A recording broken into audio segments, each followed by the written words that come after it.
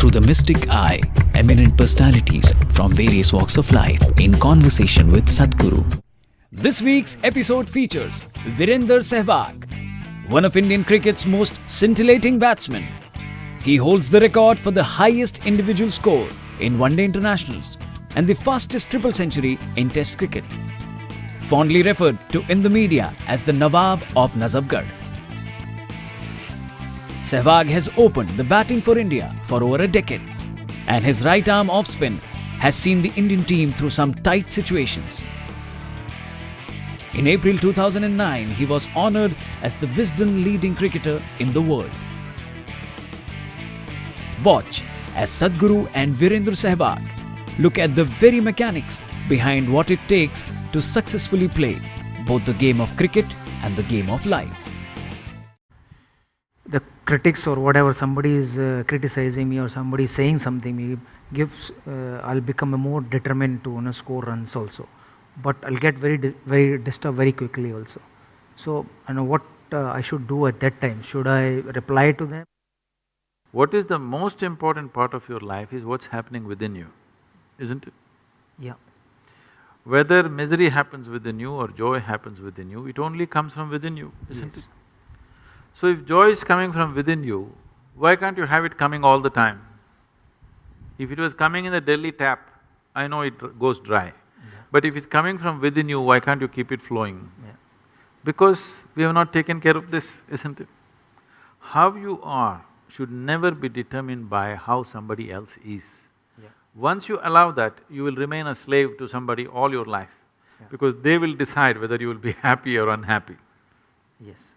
The question is not about justice and injustice, that's a different thing.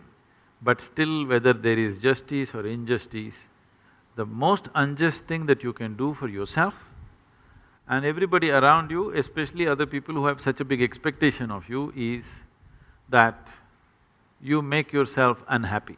Because unhappy means unpleasantness. Unpleasantness means inefficiency of life. Inefficiency of life means you will get out. Yeah. In your profession, true. inefficiency of life means you will get out in somebody else's profession. He will shoot a bad picture of me, somebody else will do something else. But in your life, inefficiency means you're back in the pavilion. So, in your life it's much more stark compared to other people's lives, because other people can explain. Yeah. Other people can explain their inefficiency. You cannot explain your inefficiency, we see it and that's all. Yeah. And there are so many expectations from people, from family, from friends, that every time I walk on the field I have to score runs, and they want to see me on the field to score, hundreds. So it's difficult to perform at every time, but the expectation is there when I got out. So my son says, Papa, why are you getting out every time? Why not you scoring 100 every time? So, I can understand he's conscious, he's a child, he doesn't know anything, but still he's expecting from his father that whenever he goes to the field he can score runs, at least 50 or 100. So that expectation is so much…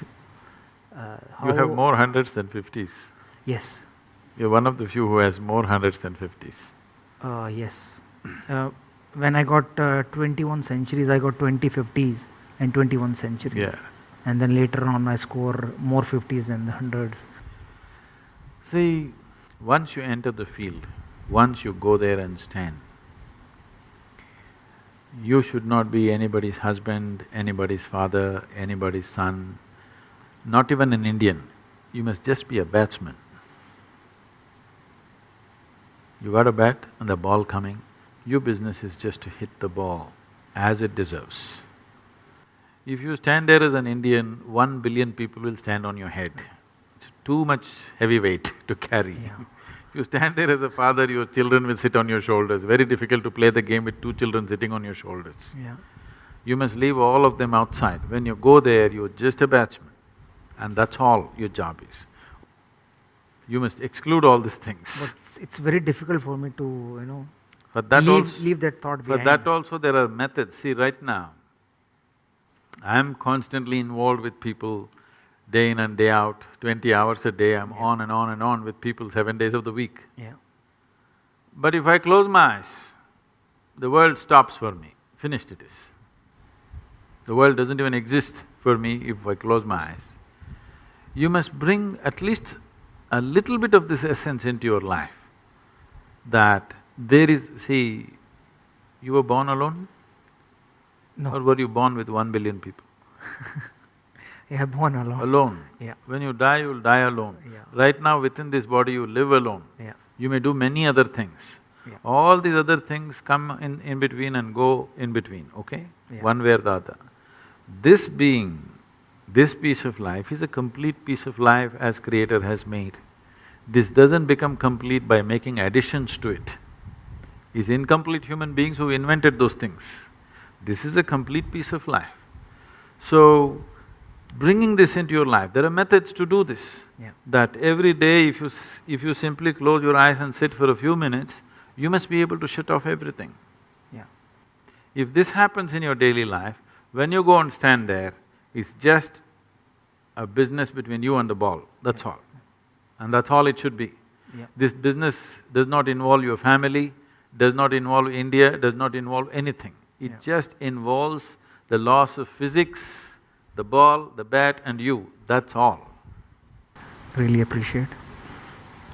I want to ask a question that when I'm playing, there is a couple of negative thoughts comes in my mind that, when the bowler is running and is ready to deliver the ball, suddenly the thought comes, hit the ball. And if that thought comes, it's difficult to control that thought at that time, because I'm about to play that ball. So how I'll control that thought? What should I tell or what should I do to control that thought? Hit the ball is not a bad thought. Yeah, it's not bad thought, but still, I can't hit every ball. No, that is true, but looking at your track record, you hit the ball pretty well. So that thought is a good thought, not a bad thought. Yeah. But it should not become a compulsive thought. And above all, so this is something that all of us have to understand, whether you're playing cricket or you're running a business or whatever you may be doing. There is something called as reality. Yes. There is something called as impressions of reality that we carry within ourselves. Yes. Suppose you never played cricket in your life, for the first time, you stand there. Yes. If a ball comes at you, you would naturally like to look at it, how it comes and then hit it. Only because you played cricket for a certain number of years, Yes. now you have this thought, because there is a score to fulfill and there are expectations, this time India has to win and so many things, expectations of 1 billion people, Yeah. all that stuff. But actually, you don't play a game. I would call everything a game in life. Yes. Whether you're on a playing field or you're in any other field, it is a kind of a game. You don't play any game well, you don't win a game because you want to win. Yeah. You don't hit a ball because you want to hit. Yeah. It is only because you do something right, it all works. So if you want to do something right, if you want to do anything right, first thing is we're able to grasp the situation for what it is. You're expecting the ball at 160 kilometers per hour, suppose he lets it out at 60 kilometers per hour, it's the easiest things to hit probably, but you may miss it simply because you're expecting it to happen in a certain way. This expectation is coming because your memory is projecting into reality and making an unreal reality. So if there is an intelligent bowler, she reads this and he will make those things, and it is not always the fastest bowler or the one who spins most who gets the wickets, it's one who reads the batsman's expectations and just does the reverse of that, who manages to fox the batsman. So it doesn't matter which aspect of life, whether sport or otherwise, the important thing is we are able to grasp what is there and do the appropriate action. Yeah. In a sport, it becomes very, kind of focused, because so many people watching, and we know if you don't hit the ball right, all of us know it. Somebody is driving, if he, instead of missing the pothole, if he hits the pothole, maybe not everybody notices. Somebody is doing business, instead of doing the right thing, if he goes little off, maybe not too many people notice it. But in sport, if you don't hit the ball, if you don't take the ball in the center of the bat, all of us notice it. Yes. Not just you, Yes. not just the bowler. Every one of us know that you didn't hit it right. So because of that, all this is building up. I was just talking to somebody and they are just then… somebody was telling me, we got to beat Pakistan this time. I said, don't try to beat Pakistan, just hit the ball. Yes. If you want to beat Pakistan, they'll wage a war, okay? You don't try to beat Pakistan, all you have to do is hit the ball.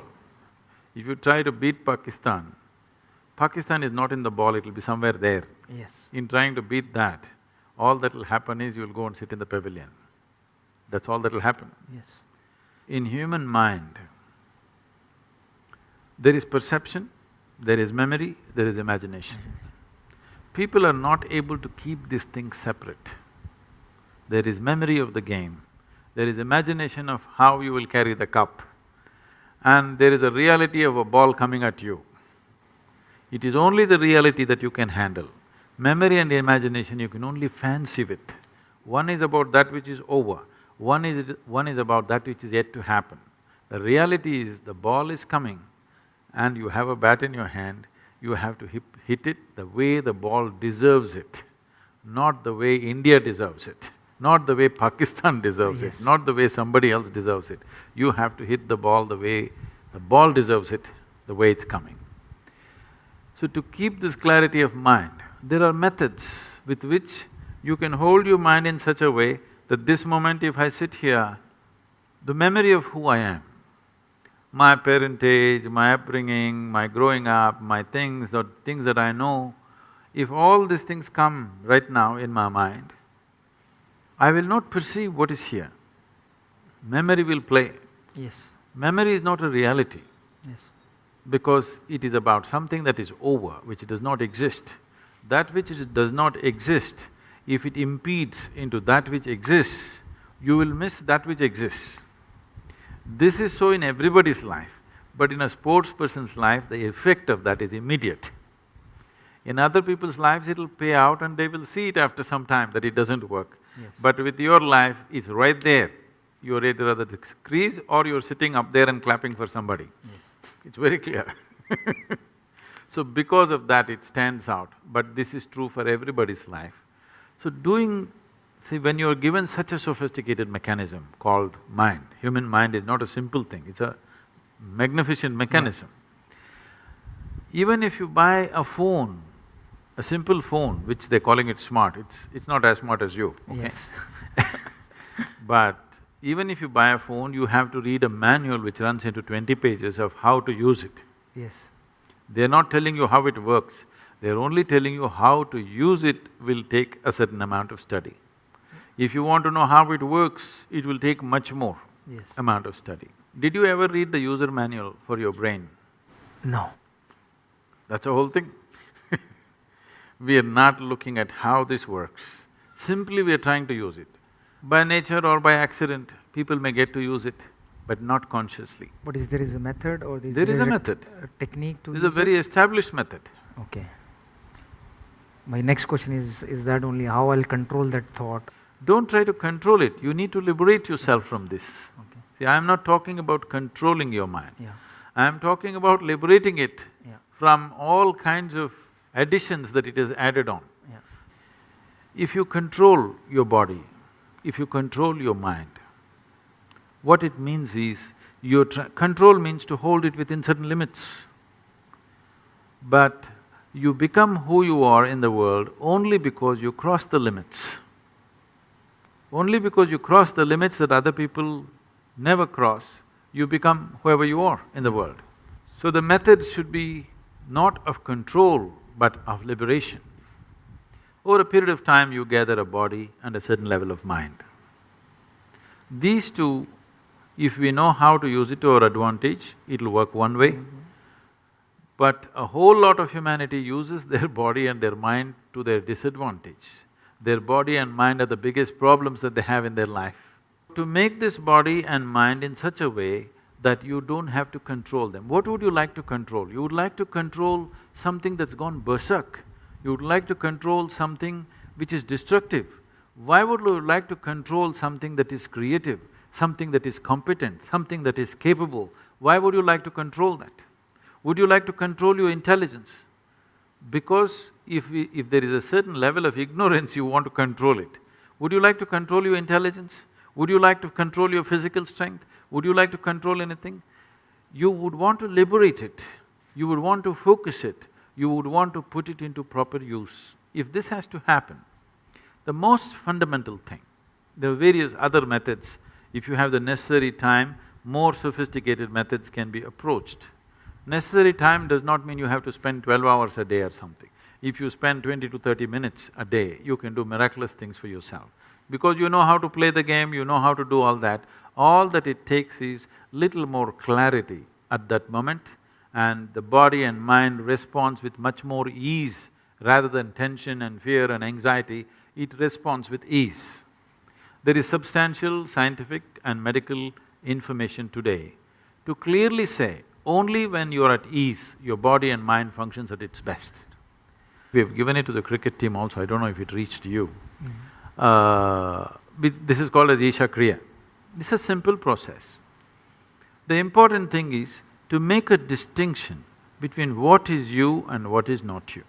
When I say what is you and what is not you, whatever you associate yourself with, after some time you start experiencing it as myself, because somewhere in your mind you identify with it.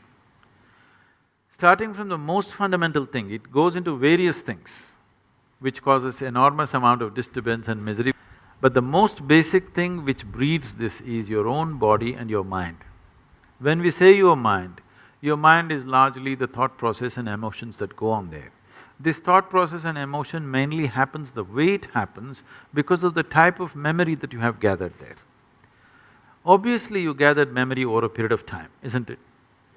The body, the physical body, from the time when you were born and how you are today, you gathered this over a period of time. Anything that you can gather can be yours, but can never ever be you, isn't it?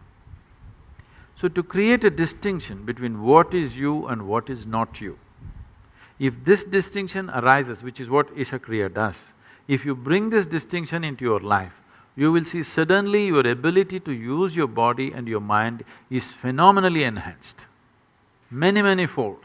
The same body and same mind, simply because you're not tangled up with it, you can use it so much better, simply because there is a little bit of space between you and your body and you and your mind. This is guaranteed from me. Okay, thank you.